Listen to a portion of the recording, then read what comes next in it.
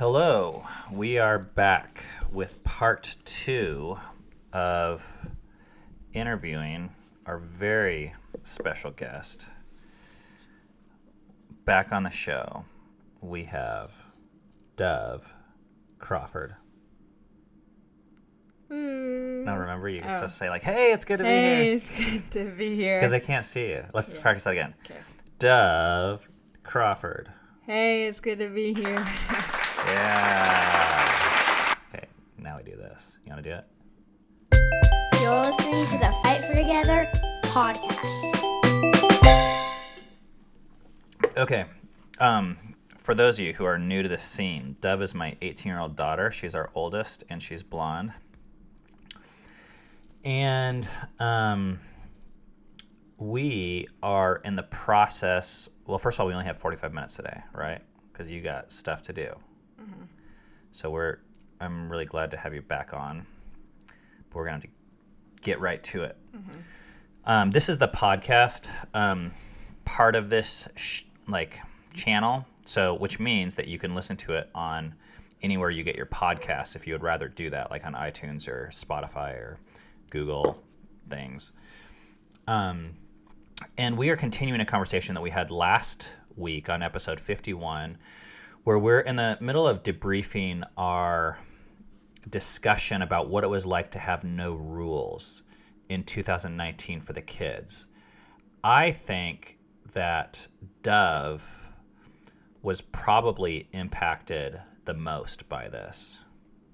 Would you agree with that? Of all of our kids? I don't know, because I turned 18 pretty early on in the year. I don't know how much that would have affected me. Get in there, girl. I don't know Make how love much to the microphone. I don't know how Pretend much. like it's peppermint mocha. Okay. I don't know how much that would have affected stuff. I think it would have affected stuff because just because you are 18 in our house, we weren't just going to be like, freedom. Mm-hmm. There's still going to be rules, I think. I mean, I've never done this parenting thing before, so I'm not entirely sure. Yeah. But either way, so we talked a lot last week. I don't remember what we talked about. That was a long time ago. Yeah. You'll have to go back and listen to that if you want. But one of the things we didn't cover that we're going to be covering today that I'm really excited about is the observations that you made in this year, specifically as it pertains to your friends or relatives, peers. And I think it makes for some really interesting observations. I have a wide array of friends with different parenting styles. So how about in your words, because I talk all the time on this show. How about in your words? Why don't you share, because I want to review to people. Not everyone knows our story.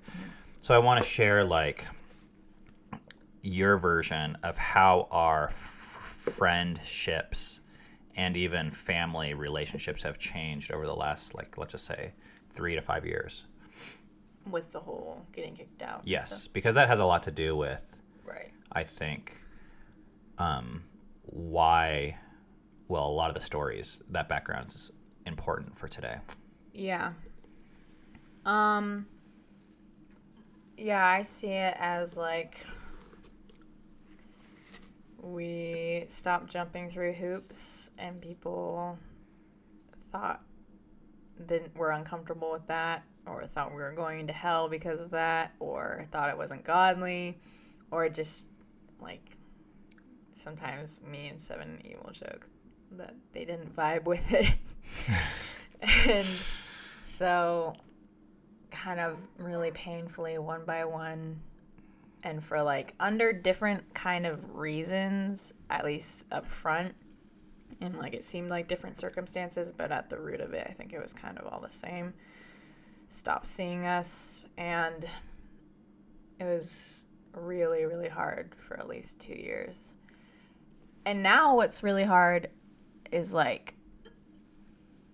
some of those families, kids aren't allowed to see us. And they're like our age. There's like, we have some 17-year-old teenager friends who just aren't allowed to see us. And if they're not allowed, they're heavily discouraged because their parents, what I've heard is their parents saying like nothing really good can come of it, or it's too risky, or stuff like that. That's what I've heard, at least. So that sucks, because it's like, even from the fact that we can't hang out, or like they can't form their own opinions about us, it's just like what? Like, why are you controlling who your kid is hanging out with like that? I don't know. I know it doesn't seem as bizarre to a lot of people, I don't think, to like I've seen it in books and movies, like people tell their kids not to hang out with certain people all the time. But it's like, the more I think about it, the more I'm like, that's so weird. Especially when they get older. I don't know.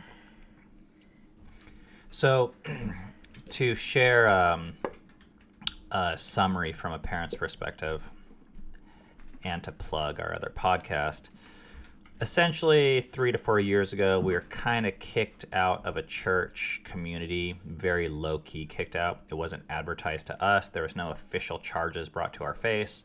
A lot of talk behind our back. And we tell this entire story over at the Everyone Belongs podcast. It's a longer series, but if you want to get to the interesting stuff, start around episode 5. And basically all these people that we're living in community with, including family, were all of a sudden like gone. And it actually wasn't all of a sudden. It was like kind of over the course of 12 months. They just like kind of painfully slow. They kind of disappeared without telling us. In fact, a lot of them said that they were totally cool with us, but we just noticed we were on the outside. Go for it. Also, but get in there. For the first, I don't know, maybe year or something, I really was resentful towards my mom and dad, I think, because I was like, I kind of knew that it was like they needed to do it, and it was toxic what they were participating in. Like they had explained that to me. We needed to do what? Like separate themselves. Like for some of the families, we initiated the like break at least, and that was really like. And I know now that wouldn't have been. It would have just been like prolonged maybe. But because we initiated some of the breaks, really it was just like 2 or 3. I was like really like, that was really hard because I felt like it was in our control.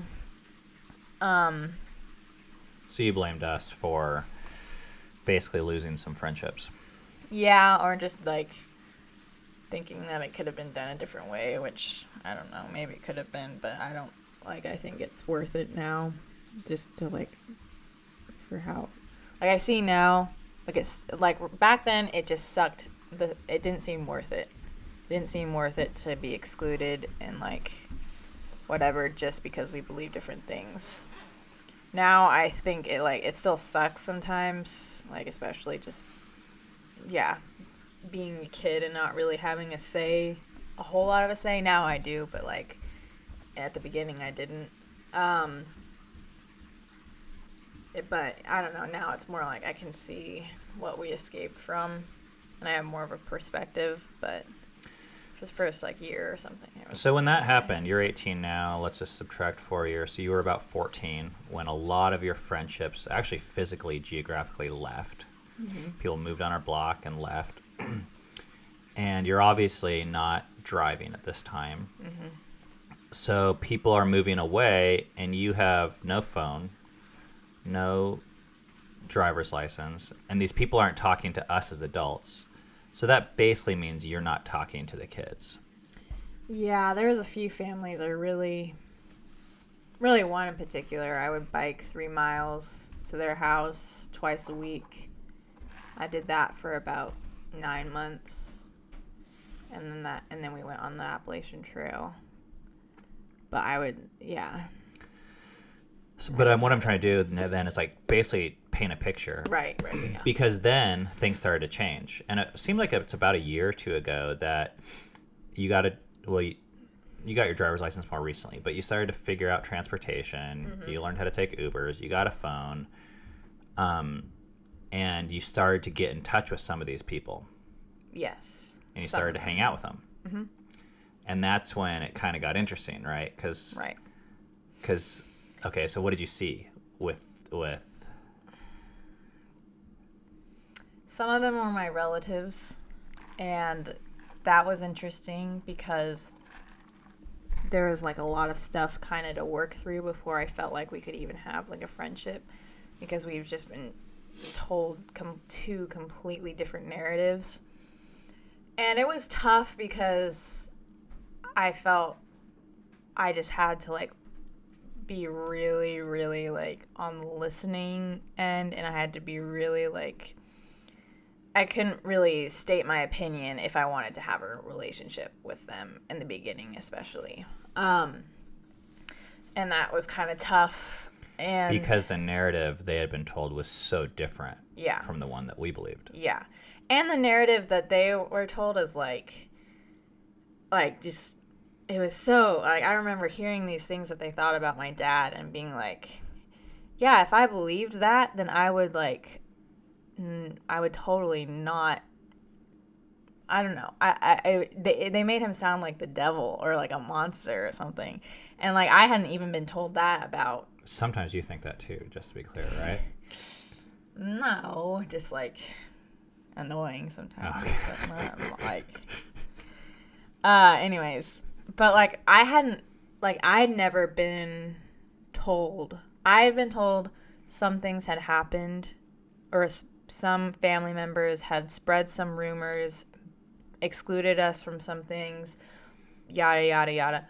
But I'd never been told about, like, some family members that they had, like, a mental illness, disability, where they couldn't, like, experience empathy, or, like, that they were, like, practicing this one verse in the Bible, and, like, that this one verse told us to stay away from them, or all this stuff. And I was like, so it was really hard because, like, I was kind of mad at the family members for doing this stuff, but I didn't actually think that they were, like, horrible, like, I don't know, like, inhuman, I guess.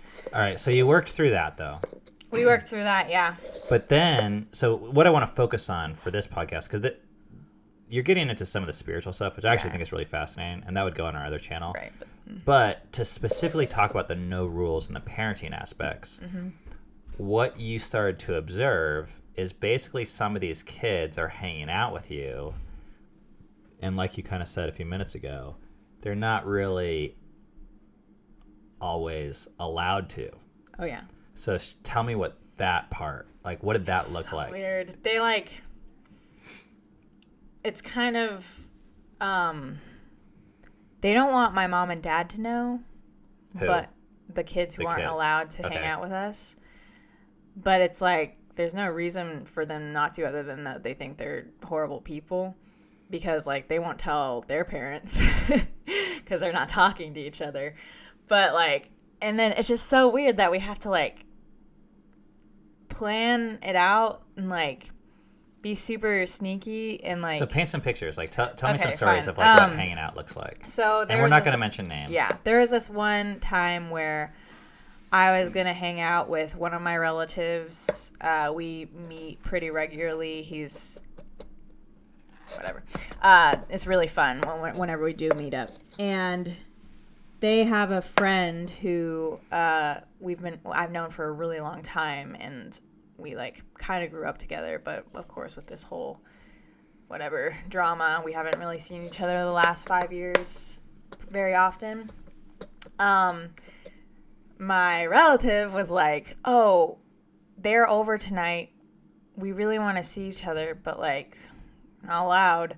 What if we, like, coincidentally met up at the movie theater, and, like, it was total coincidence or something, and, like, we would only be able to watch a movie, and maybe we'd be able to talk, like, afterwards or something, but, like, Like, that is, like, what I was like, oh, yeah, that's... I don't know. I don't know, like, how much in trouble they would get, but it sounds like a lot. I don't know if, like, it's just a lot for everything, but, like, I was like, oh, yeah, but we don't actually have to see a movie. And they were like, no, we have to see a movie. Like, we have to be in the movie theater. And I was like, oh, okay. Cool. And so that was an example. And then just, like, I'm pretty sure there was an event we were invited to with that whole group and, like, kids who were able to hang out with us. I'm pretty sure they weren't. Maybe not. I don't know if they were allowed to go there while we were going to be there. We only went, like, twice. But the bottom line is there's numerous people from numerous families that have hung out with you guys in this year that aren't allowed to.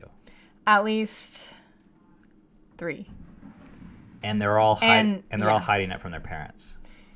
Yes. And can you please share some of because you talk about this all the time, like it kind of drives you crazy, the different control mechanisms that you see in place that these parents are doing to their kids?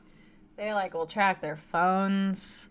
They'll, like, if they don't call or if they don't answer their phone as soon as they call, they're like, they're done. They're done. And just, like, there's a curfew, which I don't know if that's a problem or not. But just, like, it's so ironic. And, okay, this is funny. Some of these kids aren't allowed to see us, but they'll be watching our podcasts and our vlogs before I even do.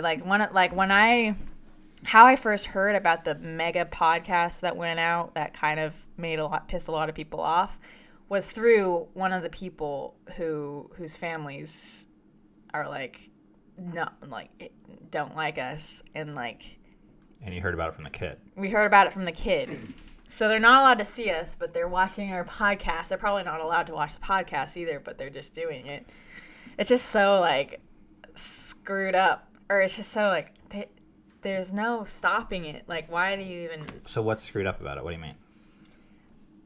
It's just such an illusion, like, of control, really. And, like, it's not just with us. It's just, like, in general. Like, they're going to... So what are the age ranges of these kids, just so to give people an idea? The oldest kid I know who's very... You don't have to be specific, but just... Whatever. Is, like, 17. Okay, so you're talking about over the age of 13? Yeah. And, yeah, so... And some of these kids are, like, driving. Right. And they have jobs. Right. And they have their own phone. Mm-hmm. But they all live at home. Right, but their phone is, like, not really theirs. It gets taken away from them. And... I don't know if their car can be taken away from them, but it's just like they're not in control of anything really. And what's really sad, the saddest is, like, I have some friends who are, like, pissed off about it and, like, who really don't like it. And what? Like, are just like they see that it makes no sense. They're like, why? Like, I have one friend who's like, my parents want me to tell them stuff, but then if I tell them stuff, they use that information and create rules for me. And it's like, why would I want to tell them stuff? It's just going to create more of a cage for me. And so they see that, which sucks for them. But then I have friends who, like, they get pissed off initially by it, but then they're like, oh, but they're probably right. Like, I probably, like, shouldn't have control over my phone, or, like... Or I had this one friend who was like, if my dad suggests that I want to get to the point of respect for my dad, that if he suggests that I don't go out somewhere one night, that I listen to him, like, right away or something like that. And I was like, oh, okay. Like, it's just so, like... So what's the problem you have with that? It's just, I think dads are pretty cool guys. Yeah, but I think instead of, like, buckling down on your kid until they reach a certain age, like 18 or whatever, and then they are, like, make decisions for themselves from then on out. If you, like, teach them or give them, like, some freedom to make decisions while it's not as serious, or, like, they feel like they can come to you, or they can, like, think for themselves, like, their whole life, it's not going to be like that. They're not going to ask their dad every single time, like, call him up and be like, hey, do you think I should go to this party tonight? I just, like, so, like, unrealistic. And, like, I think respect is, like, good. But also, forming your own opinion is, like, really hard for some kids especially. And, like, it's really hard to, like, learn to trust yourself. And if you just have no confidence in yourself, it's like, how would you even train your own kids? Like, I don't know. Well, I think people confuse respect and fear, too. Yeah. A lot of these kids and a lot of parenting is revolves around creating fear through consequences. Mm-hmm. But that doesn't mean a kid respects you. It means a kid's afraid of you. How I think maybe you really know if a kid respects an adult, or maybe more accurately, respects an adult's opinion, is if they seek that opinion out and if they want it when they don't have to. Mm-hmm. That's when you would know, not when they do it because they have to. Right.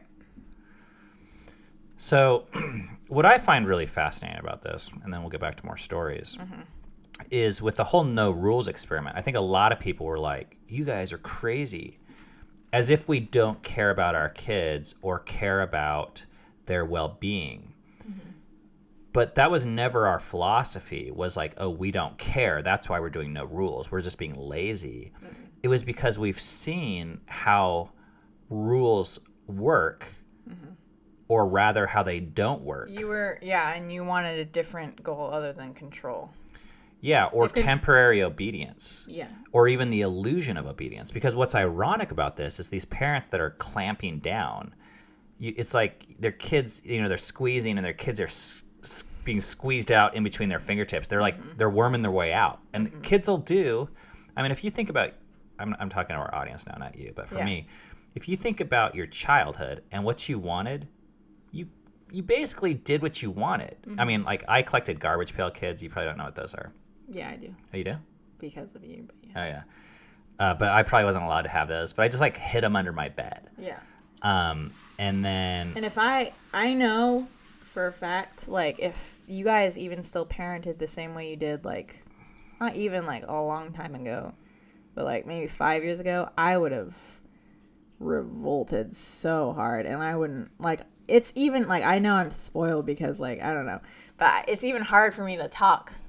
It's hard enough to talk about stuff I just don't want to talk about. But with the added fact that I could get in trouble for it, or it could be, something could be taken away from me, or, but if that's not your goal, is to have your kids be open with you, if it's just control, then, So I think that doesn't even work. I think a lot of parents, they feel like bad parents if they're not at least attempting to control their kids, which it is an attempt. And that's what I'm trying to show you. These people that we're talking about, because we know all the parents, and we discuss parenting for really the greater part of a decade, if not longer, with them, participating in trainings and teachings and all sorts of fucking whatever.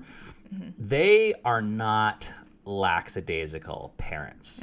They are, most of them are self-employed, meaning they work from home, are stay-at-home parents, basically treating parenting as their full-time job. Yeah. They see it as they're raising the next kingdom of God. Leading classes on and websites on how to raise family. Yeah. And teaching retreats and leading podcasts on family stuff.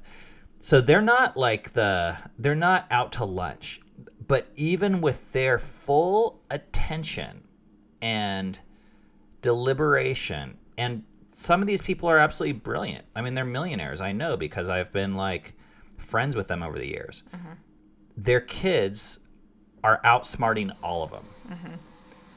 And I know as a kid, no matter how hard my parents tried, I still watched WWF wrestling.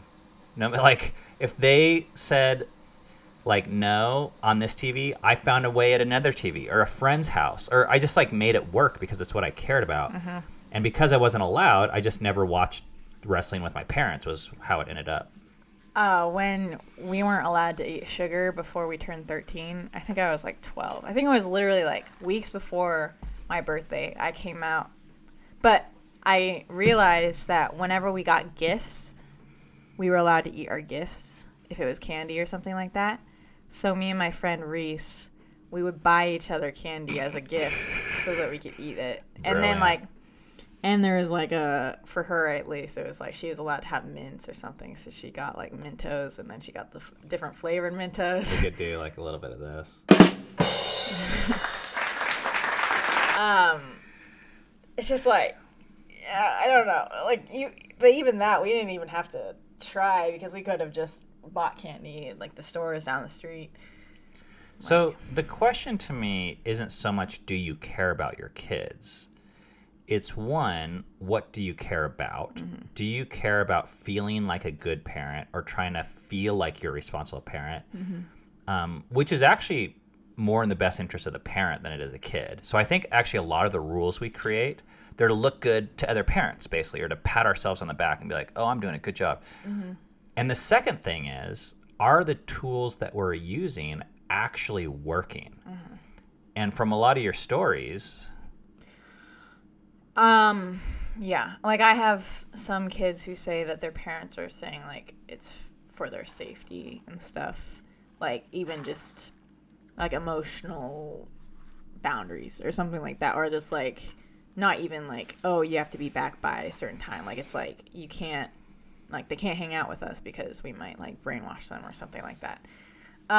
They didn't use brainwash, but they said, like, turn or something. It just like what like it's so like mind-boggling to me, like what the parents think, like if it's for their safety for them to not hang out with us, at what age would it be safe for them to hang out with us or something like that. It's just like, or that's a bad example because maybe they never want them to hang out with us, but it's like, at what age are they allowed to, like, dating? Like, parents have an age limit for dating. It's like, what age, under the age of, like, power that you have, which is, like, 18, like, when you turn 18, you're not all of a sudden, like, smart with dating, I feel like. And it's just, and that's, like, one of the biggest things, like, with food, when I was allowed to eat whatever I wanted when I was 13. Oh, is your ear pierced? Yeah. How long has it been pierced? This has been since August. Oh. And this has been since 2 weeks ago. I pierced it myself. That top one's always covered in hair. Yeah. All right. Anyways, hang on. Oh, wrong one. Sorry, that happens sometimes. That's for the ear piercing. Okay. When I turned 13, I think one of the strictest things you guys were strict about with is food. And so, like, when I turned 13, for the next 2 years. Can you explain how we were strict about food for people that don't know? No sugar except for on Shabbats, and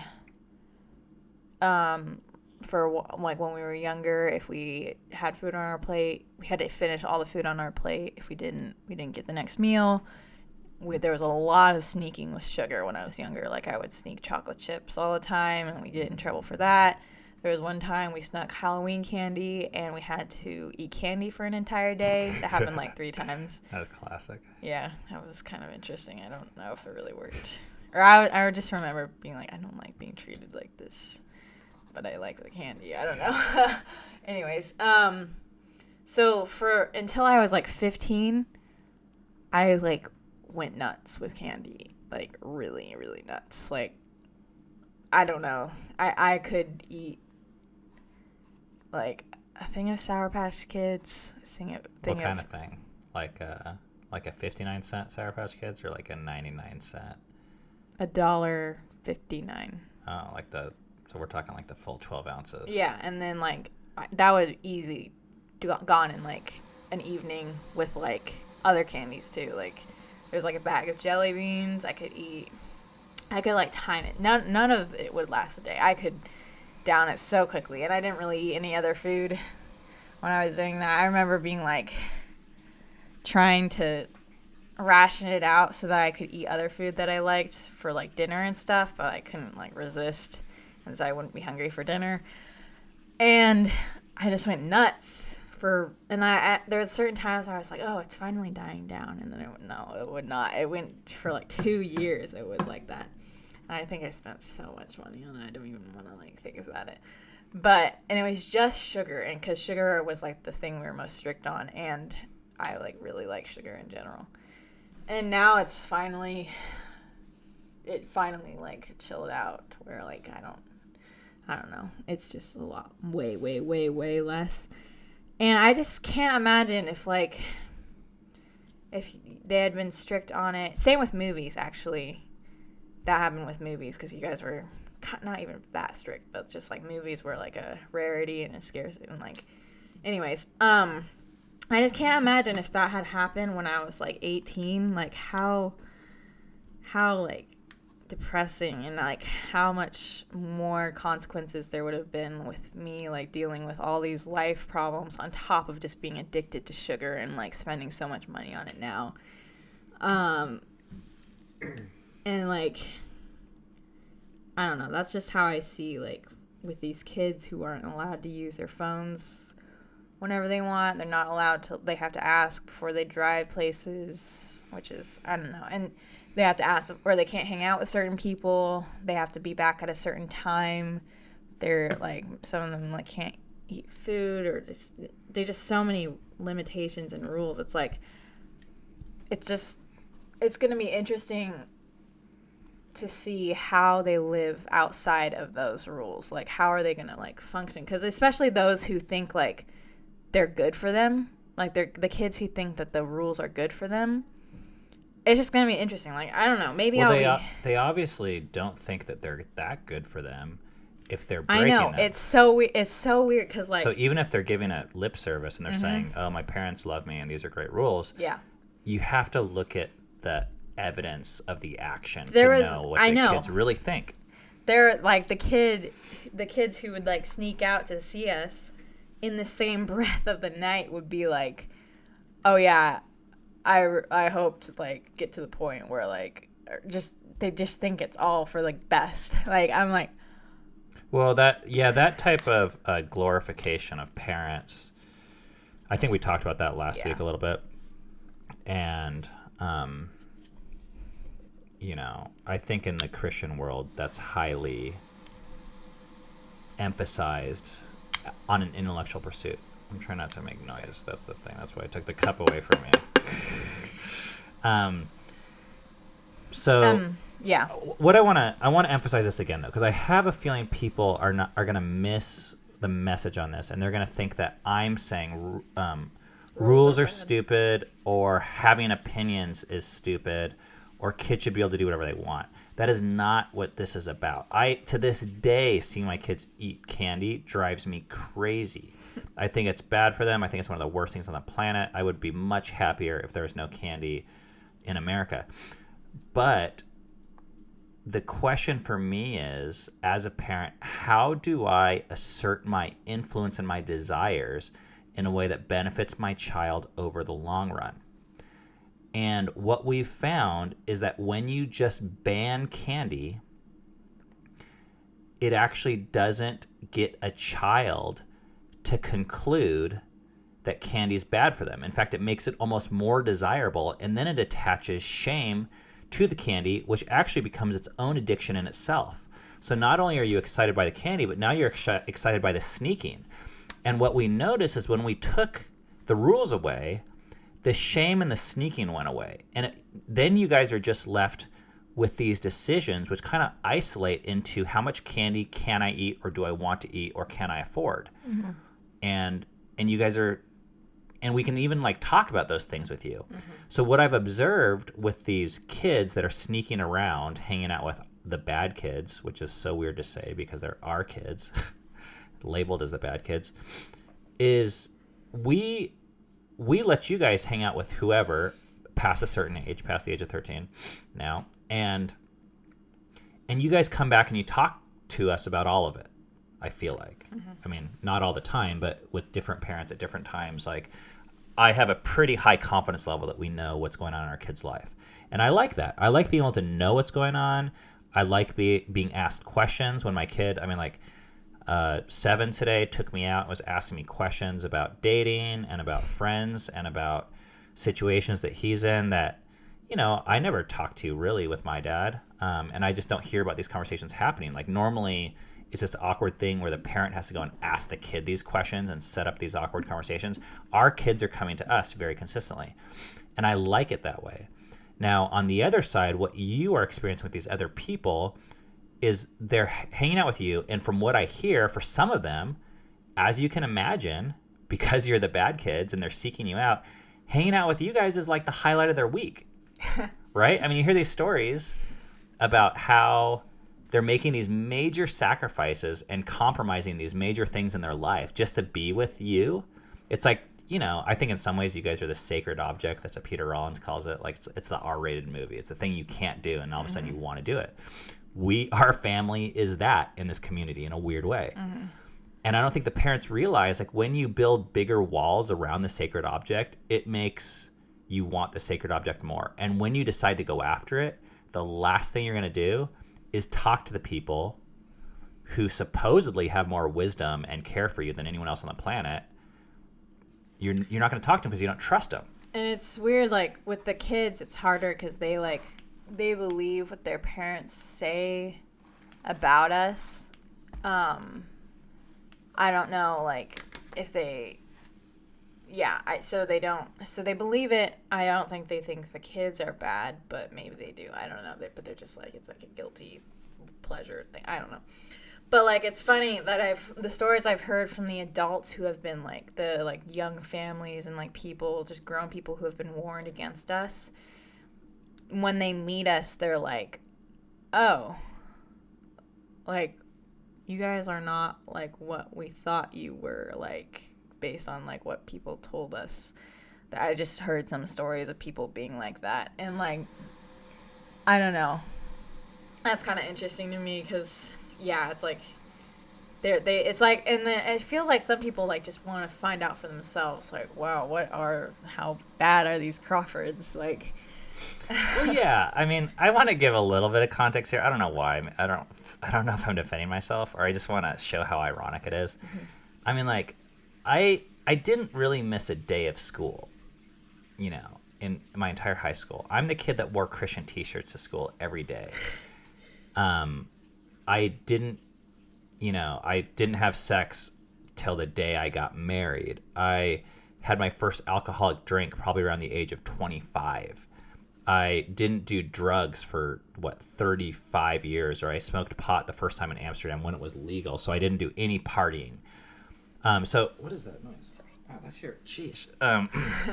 So I was like, I watched 5 minutes of Schindler's List during a Christmas break, and then I turned myself into the Bible college men's dean because we weren't allowed to watch R-rated movies. So that's like the soil I come from. Now, the last 5 years, I don't want to paint a picture like I'm a goody two-shoes because I've basically left all that religious code behind. But our kids, okay, you guys have some freaking potty mouths. Right? We can say that. You guys, not even, do you do drugs? No. You smoke cigars? Okay. Alcohol? No. We're not going to get into sex. What else is there? Stealing? You steal from me, like my candy sometimes, I noticed. Yeah. But we tell you when you ask us. Yeah. Okay, so our kids, like, I know them pretty well, and I'm not like, I mean, I don't want to call you good kids because that verbiage doesn't really even resonate with me. But like when I think that our kids are the bad kids that people are afraid of, I'm like, holy fuck. Like, what kind of world? I mean, you guys are all friends with each other. You're best friends with your siblings. For Christ's sake, Eden invites the principal and our algebra teacher to our Christmas party, and they show up. Okay, so that's like, we're friends with the police officers somehow in this town. I don't know how, but I had 2 police officers wave to me that all know us for some reason. Like, okay, so by one person's account, we're like upstanding citizens. Like, I get 3 comments a day on our Appalachian Trail YouTube video, be like, you guys are the quintessential view of family. We want to be you. And then we have people that are basically making it their life's work to protect their children from us. And I'm not saying, I don't want to get into the religious stuff. I'm just talking about the irony of how, and that's what, so this Alfie Kohn guy who we recommended last year, who wrote the book Unconditional Parenting, and those links are in the description to that book. He said in this lecture that we watched this last week that you were part of, he said, most of the things parents make rules for are not actually for safety. They're for, do you remember? Control. Yes. They're about control. And as a parent, the hardest thing to give up is not letting your kids actually go into what's dangerous. Like curfew is not about danger. No. Even Sour Patch Kids in a way. But it's actually about giving up control. And this is like my challenge to our audience, given Dove's stories, which there's just like so, I mean, you didn't even like touch on, you know, we've been hearing about these weekly for a year or two now. But the more we try and control our kids, I think, first of all, the less you actually succeed. And it's like a full-time job as a parent. It just, they make the kids so smart about like lying and sneaking and like, yeah, some of the things, some of my friends, I'm like, oh wow, that's a really smart way to get around stuff, because they just have to think, and like I don't have to, so I'm like kind of dumb about it. It's like when you see the types of stuff that people in prison make out of toilet paper, right, you'd be like amazed. I mean, they make these dice that are like, they're paper mache because it's like illegal to gamble. Yeah. But what are they gonna do? Like sit there and stare at the fucking wall? So no, they get super creative about breaking all the rules. Yeah. But this is why this is so important to me, because I'm not trying to just shit on the rules or these parents or any religion, but this channel is actually about, it's called Fight for Together, because we are obsessed with trying to figure out and live in a way that will guarantee the highest success rate of being in relationship with our children over the long run. And when we control our kids, I think you have to choose if you want rules and control or if you want intimacy in relationship. And what I see with a lot of these parents and the past versions of ourselves, because I am not going to say we were any better, and I don't think it's a moral thing. I think it's just a choice thing. And one type of parenting breeds one kind of result in relationship. And I'm not even talking about good and bad kids. I'm even talking about the relationship itself. I mean, and you guys know, like, as adults, we have those friends in our life that when we go and talk to, we know they're going to give us a sermon or a you should this or you should that, or they're going to look down their nose at us and basically parent us. And we avoid those people as adults. So, of course, our kids are going to avoid those versions of us as parents. So that's kind of the message that we've learned and seen in some really funny ways. I mean, the stories are just like when the kids come home from a late night hanging out, and the stories are just crazy. Like our kids are going and having pizza and talking. It's like a normal Tuesday. And these other kids, it's like fucking Mission Impossible. Like, the stories of espionage and sneaking out and how many text messages had to be avoided and programs subverted on phones and lies made up. And I'm like, I think that's sad, but I don't blame the kids and I don't even blame the parents, but I see what the system creates and what it breeds. And that's why I thank God for this experiment that we were able to participate in, that highly informed the type of style and what's possible for our relationship with our kids. We got 1 minute. Look, 44. Okay, so what do you want to say? Hurry up. I thank you for watching. If you want to control your kids, I gotta say stuff too, so you gotta never mind. I don't know. You're not gonna succeed probably unless you like have a bunch of Edens. Yeah. Okay. 27 seconds left. Thank you for listening. We'd appreciate hearing your comments in the YouTube video. If you want to talk about this stuff more in depth, there's a Fight for Together Facebook page that is in the description where we can discuss these topics and more. Yeah. And leave a comment if you liked hearing Dove on the podcast, our special guest. We're at 45 minutes. Goodbye. Goodbye. Thank you for listening to Fight for Together. We'll see you next time.